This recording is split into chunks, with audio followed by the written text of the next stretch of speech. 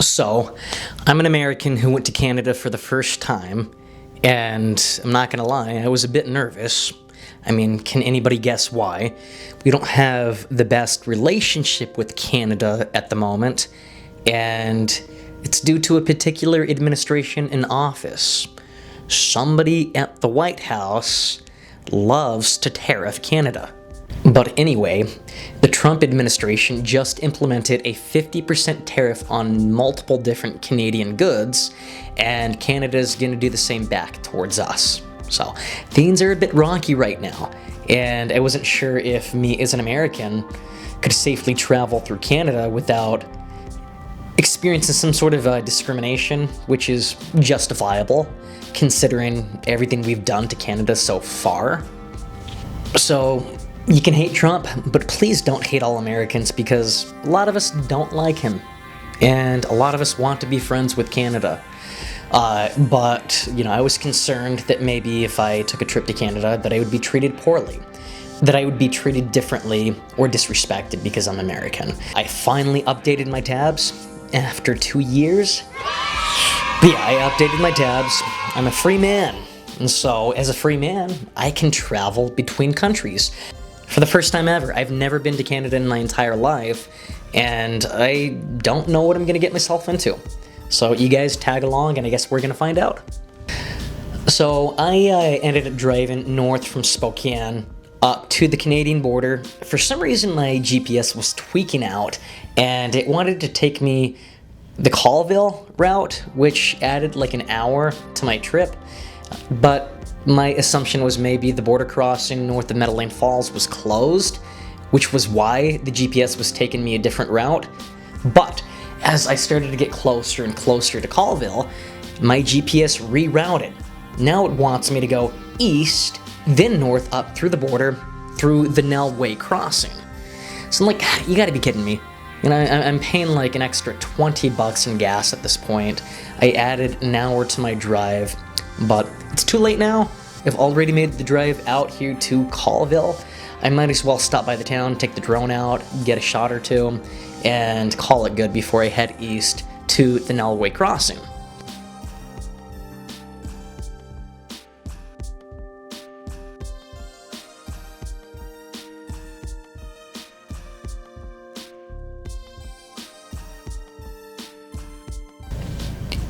Adding this extra hour to the drive wasn't a complete loss, because I was able to drive through the Colville National Forest on Highway 20. The scenery is very beautiful, it's very green and luscious, and I decided to stop by at Crystal Falls, which is right off the highway. And I mean, like, literally right off the highway. It takes like all of 30 seconds to walk from the parking lot to the viewpoint of the waterfall. Now, you don't have access to walk down to the bottom of the waterfall, which is unfortunate, so I took my drone out, got another shot. Thank God for my drone, because it always comes in clutch. Crystal Falls, it's about a 60-foot drop, and when she drops, she likes to drop it low. It's a very pretty spot though. I highly recommend it if you happen to be up in the Colville National Forest. As I continued to drive on Highway 20, I passed by a few lakes, I ran over a few bodies, and eventually made my way back down the mountain, merged onto a different highway, and at this point I am now driving north. I'm going the direction I need to be going. So my next stop was Metaline Falls. And I'm sure you've all heard of Metaline Falls? You haven't? Well, goddamn, would you educate yourself, please? So, Metaline Falls is like one of my favorite towns in Washington, and I'm not joking. It's very small, it has a population of about 280 people. Unfortunately, the town's population has diminished by about 50%.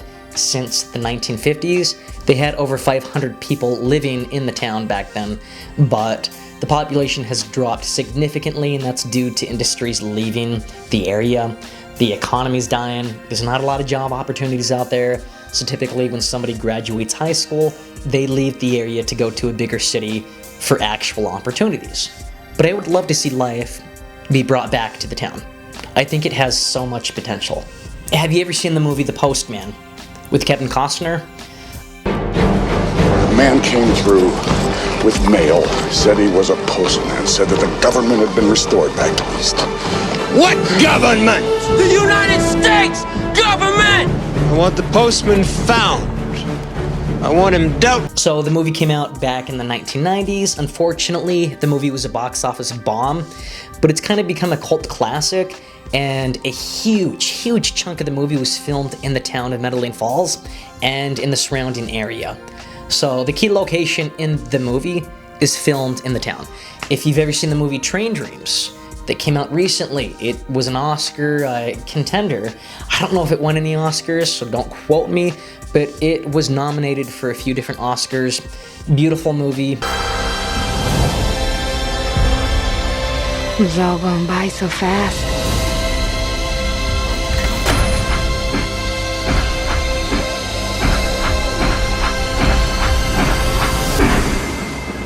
If you have the time to check it out. But that movie was filmed around Metaline Falls as well. This area is phenomenal. It's a little piece of paradise in my opinion. If you have the chance and you're close to Spokane, make the 2-hour drive up to Metaline Falls, check the town out, take all of it in, because it truly is a tourist destination that's worthy of a visit. So I wanted to stay in the town longer, but unfortunately time waits for no man. So I had to take off and continue driving towards the border. From Metaline Falls, it's another 20 minutes up to the border, and my anxiety was starting to pick up as I was getting closer to the border. Okay, I made it to the border. Everything's gonna be okay. You're gonna pass through, no issues. You just gotta take a deep breath, stay cool, be honest. You have nothing to hide. You're not gonna get strip searched. You're not gonna get pulled out of your car.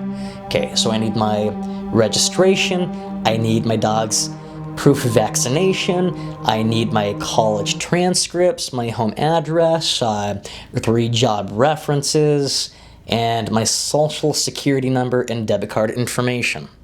Ha, I'm joking. I actually only needed my enhanced license and proof of vaccination for my dog Lacey.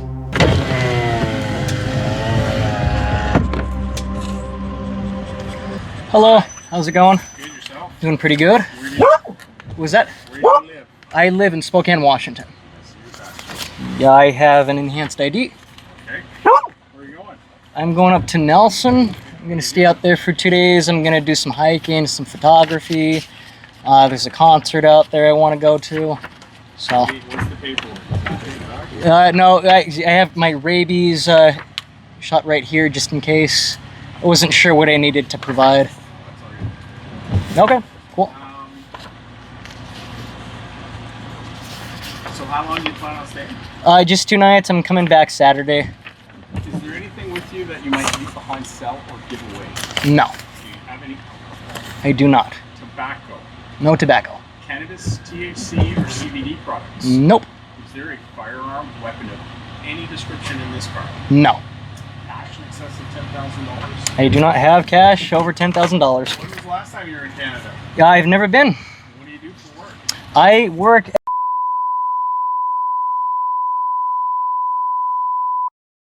Have you ever been arrested, fingerprinted, or in front of a judge for any reason? I have not, no. Well, enjoy your Okay, thank you. Have a great day.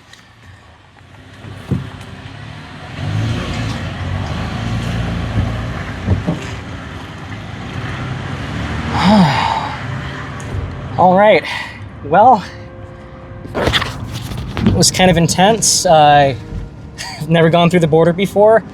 I don't know why I felt so guilty because I didn't lie about anything he asked me, but it felt like he was looking into my soul. But I'm here. I'm officially in Canada, so woohoo! Yippee! And I truly feel like I'm in a different dimension. It's like I went through like a wormhole or something into a different dimension, and I gotta figure out like, how do I adapt to this different environment? I'm in a different country. So I continue to drive for like another hour until I get to the beautiful town of Nelson, British Columbia. So I couldn't check into my motel until 4 o'clock, and at this point it was like 2:30, 3 o'clock in the afternoon, and what does a man naturally do when he has to kill time? Well, he grabs a beer. So I started to search around for some breweries out in the town of Nelson. Thankfully, I found a place called Nelson Brewing Company.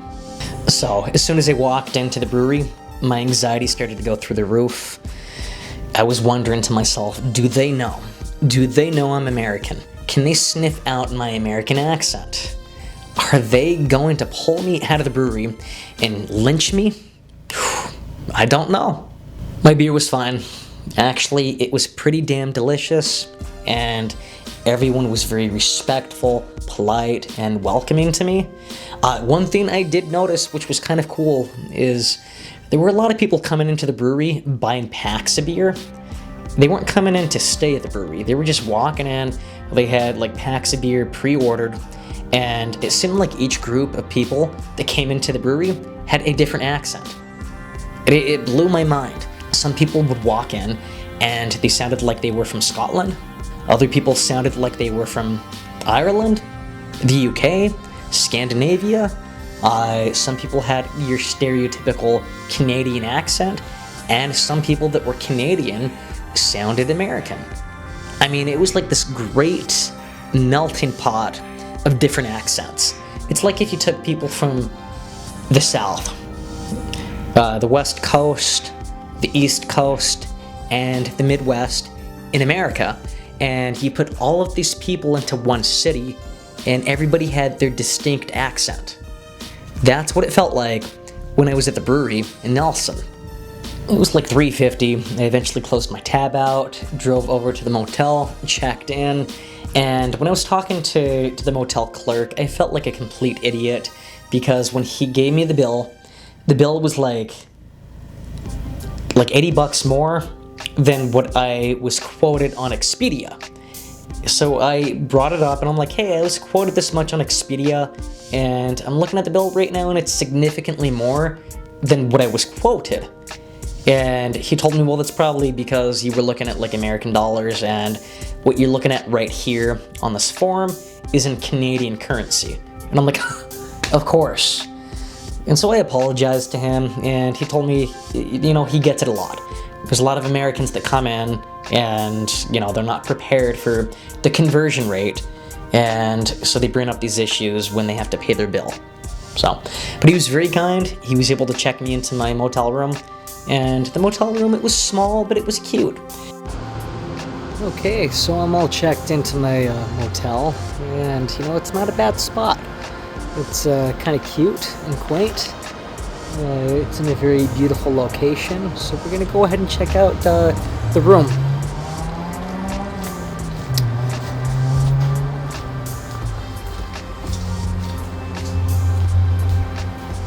Alright. Room number 35.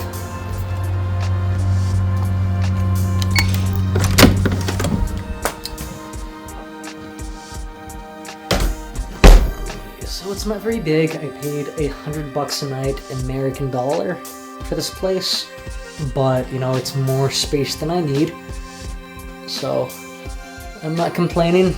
We have a TV, a cable box.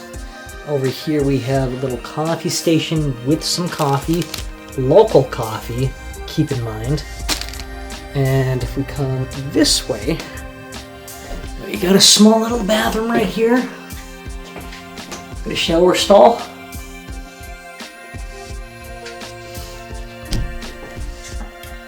Toilet. And it comes with some shampoo, facial soap, right down here. But yeah, you got a few towels and rags in here too. But, this is more than I need for a night. So as I'm walking to downtown Nelson, I started to paint a picture of the town, and what I kind of concluded is Nelson is like a mix between like a hippie town and a mountain woman town, but it had a very unique culture to it that I haven't seen anywhere else.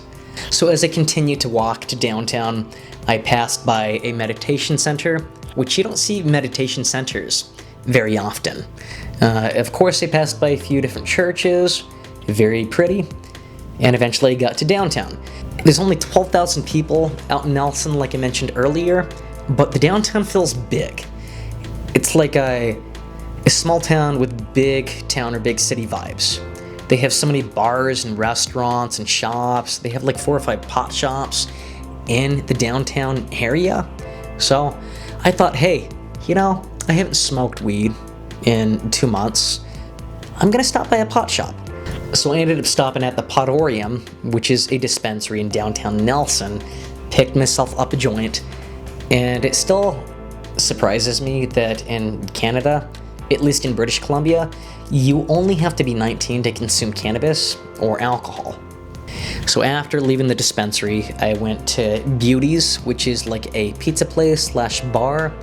So as I'm hanging out in here, I had a few whiskey and cokes, Canadian whiskey to be precise, and me being the anxious, self-conscious man that I am, I'm looking around wondering, do these people think I'm a weirdo?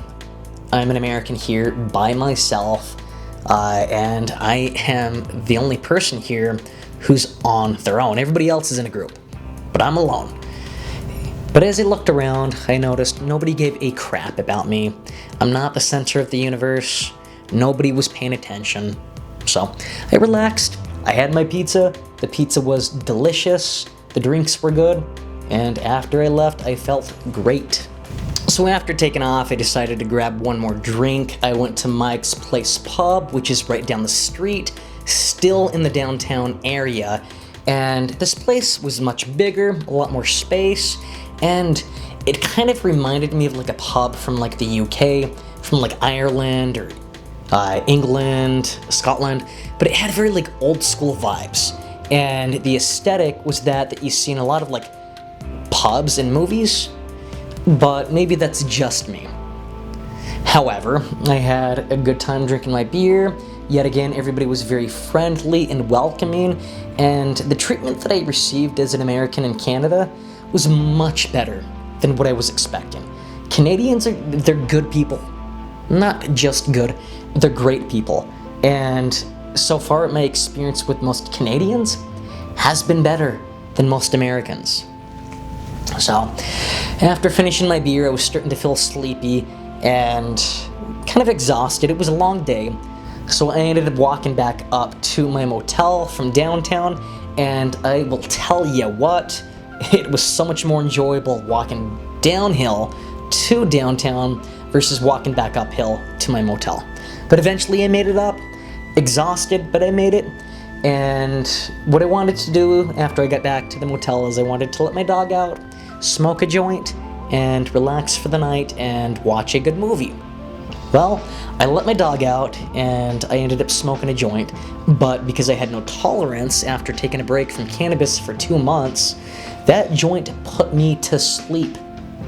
So I didn't watch a movie. I walked back to my motel room, got into my bed, and I crashed out at 8:30 at night. Now keep in mind, normally I'm up until like 12:30, 1 o'clock in the morning, but not that night. 8:30 apparently was my bedtime. So guys, this is the conclusion to part 1, or day 1 of my Canadian trip. I will have part 2 out next week. Please, if you can, like, comment, subscribe. It helps out the algorithm. And have a great day.